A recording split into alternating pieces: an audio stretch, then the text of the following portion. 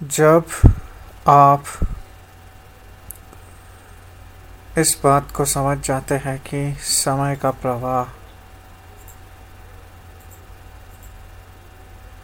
एक दिशा में जो आम मनुष्य के लिए हो रहा है,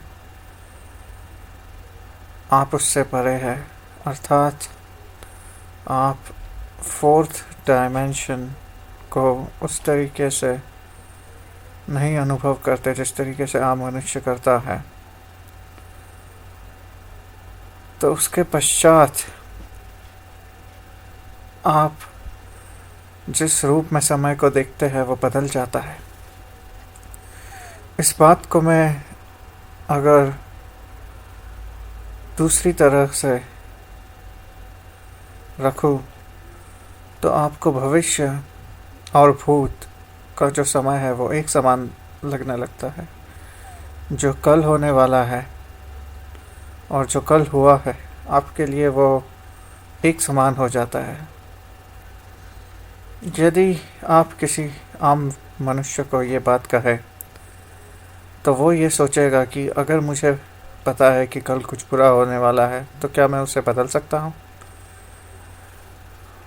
तो जब आपको चौथे डायमेंशन का ज्ञान होता है और आप देख पाते हैं कि बीता हुआ समय और आने वाला समय की जो जो एक टाइमलाइन है कि कल जो हुआ था मेरे साथ और कल जो होगा मेरे साथ, वो मुझे पता है, वो उसकी मुझे समझ है।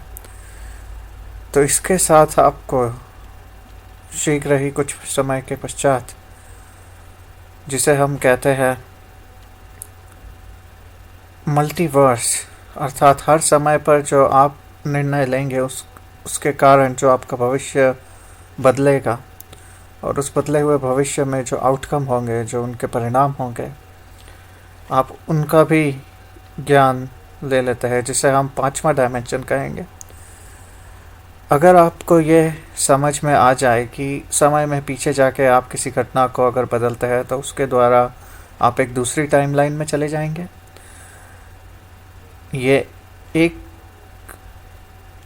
डायमेंशन जो आपके पास और आया है, इसके ऊपर मूवीज़ भी बनी है, इसके ऊपर मूवीज़ बनी है जहाँ पर कुछ लोग समय में पीछे जाके अपने भूतकाल को बदल देते हैं और एक नई टाइमलाइन में अपने आप को प्राप्त करते हैं।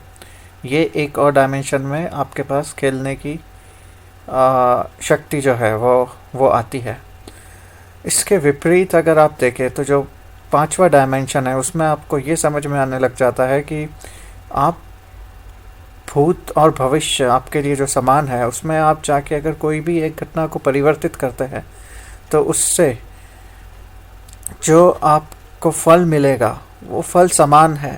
अर्थात अगर आप भविष्य में गए या भूत में गए और आपने अपनी घटनाओं को बदला और मान लीजिए आपने एक करोड़ रुपए की लॉटरी जीत ली, तो आपको ये समझ में आ जाएगा कि उस लॉटरी के बाद आपके पूरे जीवन काल में जो भी, क्योंकि भविष्य आपके सामने है, आप समय को उस तरीके से नहीं अनुभव कर रहे जिस तरीके से एक आम मनुष्य कर रहा है कि वो एक एक समय को अनुभव कर रहा है, ना उसे आगे का पता है ना पीछे का पता है। और इसके साथ आपको आगे पीछे के साथ आपको सारा जो संभावनाएं होगी एक भी किसी घटना को परिवर्तित करने के बाद, उसका भी आपको अनुभव है। तो आपको ये समझ में आ जाएगा कि 1 करोड़ की लॉटरी जीतने के बाद और 1 करोड़ की लॉटरी नहीं जीतने के बाद आपको दोनों भविष्य दिख रहे हैं और आप ये समझेंगे कि वो दोनों भविष्य एक समान है। जिस समय आपको ये समझ में आने लग जाता है कि वो दोनों समय एक समान है, जो अंतिम फल है किसी भी कर्म का, वो उसमें अंतर नहीं है। और आपको ये समझ में आ जाता है कि अंतर करने का जो एकमात्र जो तरीका है वो है भगवान का नाम लेना, मंत्र जाप करना, ईश्वर का मानसिक जाप करना, ईश्वर को अपने अंदर अनुभव करना। जैसे ही आपको समझ में आ जाता है कि केवल यही एकमात्र ऐसा कार्य है जिसको करके आप अपना नेट इनकम या नेट आउटकम या नेट रिजल्ट या अंततः सार आपके जीवन का या अंततः जो परिणाम आपको मिलने वाला है वो बढ़ जाएगा, तो आप अपने मन को केंद्रित कर देते हैं ईश्वर की ओर और आप दो कार्य करते हैं। एक कार्य आप ये करते हैं कि आप हर समय मानसिक जप प्रारंभ कर देते हैं। दूसरा कार्य आप ये करते हैं कि ईश्वर को आप अनुभव करने लग जाते हैं और आप इन घटनाओं को समझने लग जाते हैं। और आप कुछ भी ऐसा कार्य नहीं करते जिससे आपके और कर्म बंधन बने। और आपको ये भी समझ में आने लग जाता है कि आपकी सूक्ष्म शरीर पर जो प्रभाव पड़े हैं अनेक जन्मों से वो किस प्रकार पड़े हैं और आपका भूत और भविष्य एक ही है। ये ऐसी ही बात हो गई कि आप के पास कुछ पैसे थे, आपने खर्च कर दिया तो आप गरीब हो गए। आपने उधार ले लिया, वापस खर्च कर दिया, आपने उधार वापस चुका दिया।